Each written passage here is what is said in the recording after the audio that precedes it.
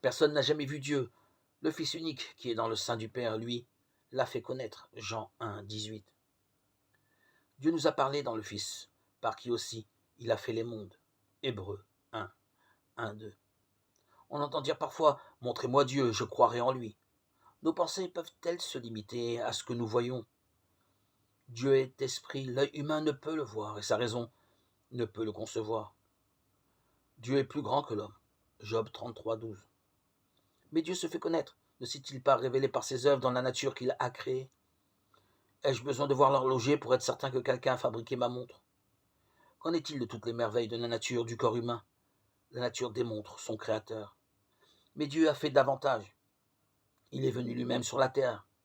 L'existence de Jésus-Christ est aussi certaine que celle d'Alexandre le Grand ou de Napoléon. Dieu s'est fait connaître par son Fils Jésus.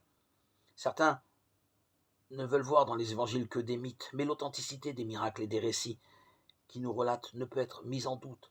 Les faits sont rapportés par 4 témoins différents. Les évangiles parlent des œuvres de puissance et d'amour que Jésus accomplissait par sa parole. Il nous présente sa vie pure et sainte, il nous rapporte ses enseignements caractérisés par l'amour, la paix et le pardon en même temps que par la vérité et la justice. Il nous montre qu'il jugeait le mal mais accueillait tous les malheureux, pardonnant les péchés de ceux qui croyaient en lui et lui faisaient confiance. Jésus-Christ a été la révélation du Dieu juste et saint. Dieu était en Christ réconciliant le monde avec lui-même, ne leur imputant pas leurs fautes. 2 Corinthiens 5, 19.